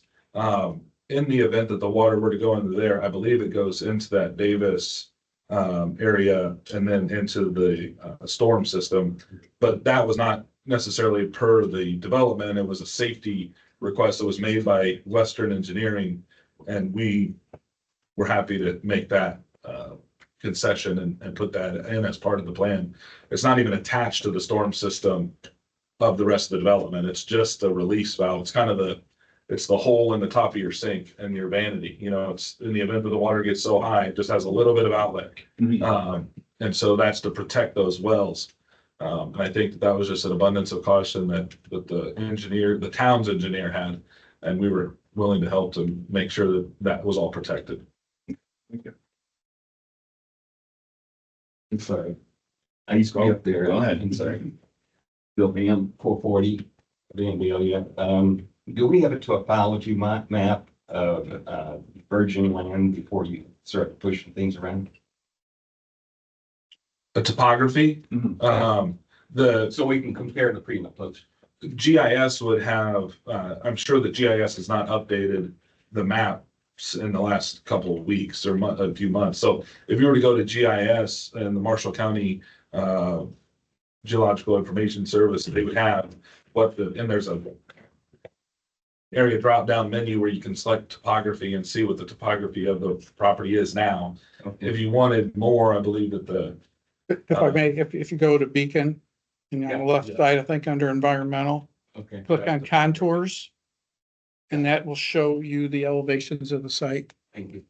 Then the existing plans are gonna show elevations of all, what the end product is gonna be, and then there'll be as-built drawing when it's completed, yeah. So you'll be able to compare pre-development and post-development. Okay, that's all. And I guess along those lines, I actually have a question now too about how much are you lowering and leveling? Like you're taking out ridges, obviously, to make a more passable, drivable area, but you're not necessarily dropping 30 feet off of one end of it. There's no benefit whatsoever to a completely flat site. It makes everything extremely difficult. You want movement and motion within the land, and there's already some that exists there now. Now you got to level that out to have foundations and roads in some of those areas. But the cut fill, there's no more, as far as I know, there's no more dirt coming on or coming off of the property. It's just maybe moving it around a little bit, but keeping as much as possible, the natural topography, while being able to have ADA compliant sidewalks and property that drains water away from houses and those types of things. You got to have some of that that adjusts a little bit as far as grade and stuff goes. But in terms of topography as a whole, it shouldn't be changing all that much. There's a little bit coming down into that south east area that was kind of low on the south side of the garden court, but for the most part, the rest of that's all staying pretty much how it is now. So you're not gonna have a sledding hill of dirt sitting in the corner? No, that I'd rather not have anything like that at all. Just from for sure. All right, we'll go back. Yeah. Okay. Does anybody else on council or commissioners have anything to say? Yes, I'd like to know how this is going to improve the living standards of the community. We're talking about an enormous increase in population. And how do you view that? Every community in this country is growing if it's viable. Culver's viable, there's no question about that. It grows a lot in the summertime. But the one problem Culver has had, it has been reasonable housing. If you look at the reports from the state of Indiana regarding the northern half of Indiana, the biggest concern that every employer has is finding housing for the employees they need. After the pandemic, we realized how short we were of employees, and with the exception of maybe some mobile home plants in Elkhart County, you can drive around and everywhere you go, you're seeing a help wanted sign. So what we're doing is coming in with a project that meets a need that has been pent up for decades. And that is reasonable housing in the town of Culver. You have the luxury of having people from out of state or out of county coming into this community, buying properties because they have a special need to be here, either because of the school or the lake. But what you're looking for is the people who work in the restaurants, work in the factories, operate a gas station, who need a place to live that isn't in town as such now on a small lot with no parking capacity. What we're looking at is building something to your current standards that allows the community to grow in a reasonable fashion. And we're providing you with additional income in the form of a tax base. We're providing you with infrastructure that the town could not afford to put in itself, being water lines, sewer lines, streets, and stormwater controls on a 65-acre parcel that will generate significant income for the community. And it's not just tax dollars coming in. That's people spending money, supporting the retail outlets, supporting the restaurants. And that's what the benefit is to a community when you can grow. You get the tax benefit, certainly, but you get the benefit to those businesses who have needed that benefit in order to become larger, more viable, more profitable. That's what we want to supply. We do it according to standards that you established, not standards that we established, although we have no problem with meeting. But when the town says, yes, we're in a position to grow, and if you come to us with this plan, we can grow. That's what we're bringing. I respectfully would disagree with that. But I disagree in this sense. We're not talking about growth, we're talking about recovery. When I was a high school student and the town limits were the north edge of my house, the town had 1,800 people living in it. So if every one of your units sells and fills up with people who live here all year round, we'll still only be back to where we were in 1970. That's not growth, that's just getting back to where we were. Sell a lot more people than that, or put 6 people in the unit, then we'll be talking about growth. But it is growth compared to what's. Well, I understand that. I'm just saying that our precious little town has only been precious and little because we've been losing people for the last 50 years. Yeah.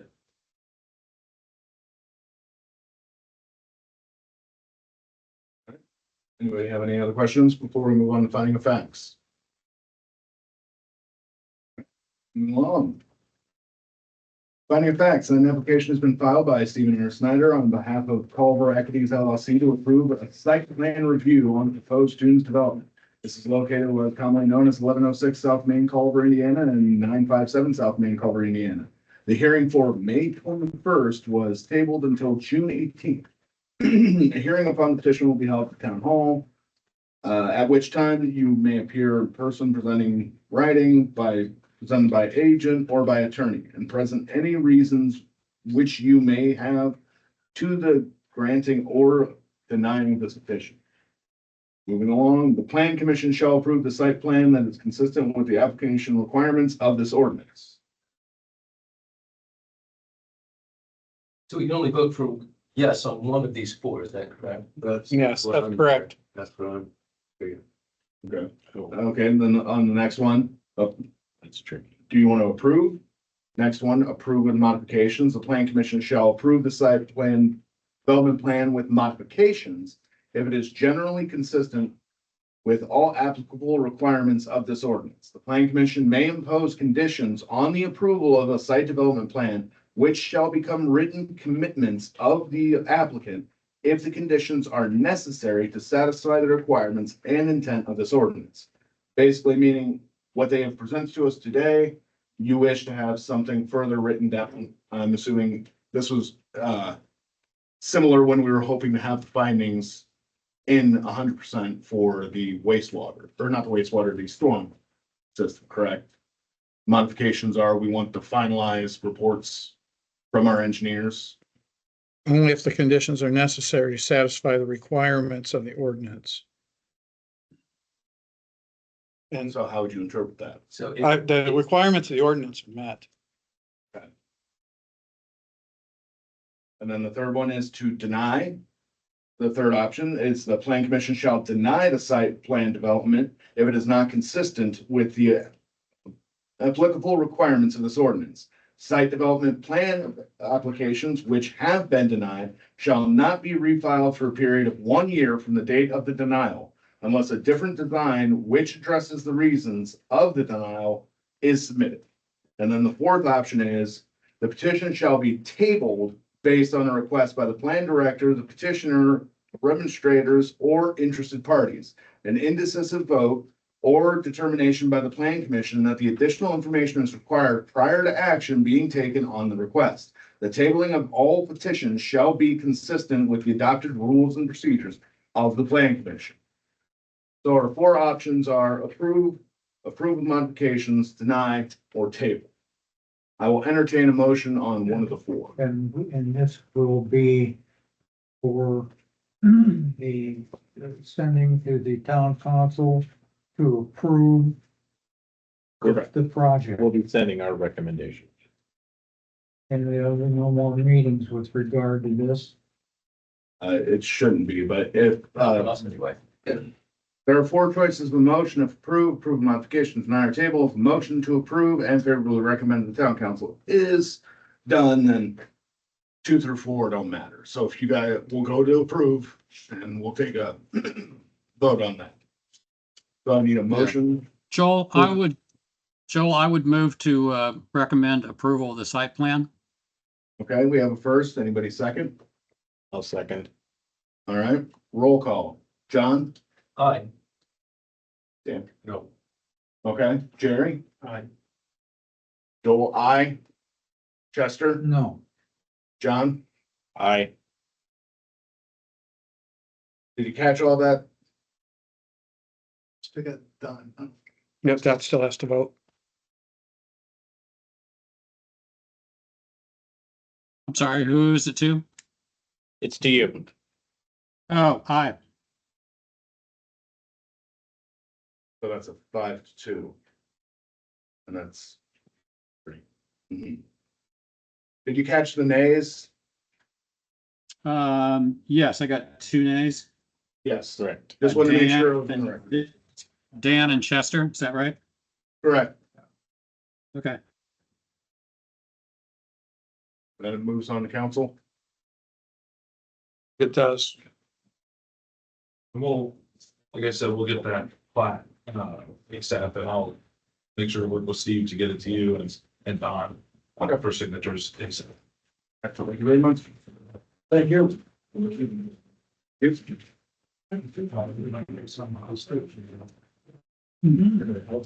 probably want that. Take a couple seconds while everybody shuffles it out. Yeah.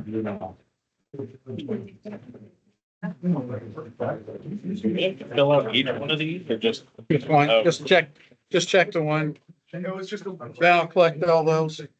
That was sneaky. I didn't. It was a very weird structure. I thought it was going to be like the other ones going. Yeah, this is completely different. Yeah, no, I But just this doesn't come up very wasn't often. thinking that. Very complex. You get used to the rabbit in a cage and you're going this way. No, right. Yeah. Look, these. Yes, sir. Said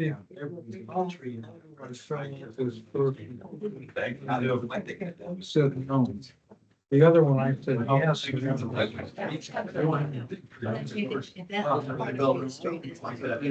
denied. Those trees are over town. Yes, sir. If it's yes, you did not. Okay.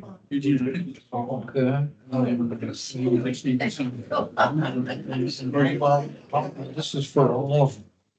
Or for the. For the site plan, for the 2 site plans. The other one I filled out. With a replat. Was for the replat. Oh, that was the replat. Yes, sir. Okay. Yep. But this is the site plan. Yeah. Pardon me?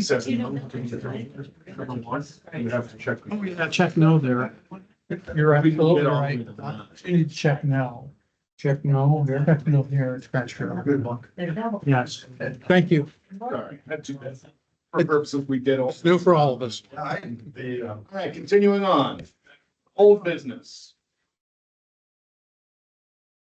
That just, Sheriff, you didn't see the town council adopted the comprehensive plan. Oh, did they? Well, that's under new business. Oh, I'm sorry. Any other new business? Yeah, Sean, did you say the council had adopted the comprehensive plan? Yes, they did.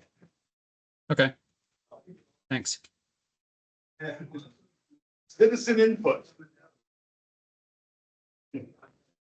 There. John Chris, I'm on the BZA, and I'm really only here just to hear what the TRC review was.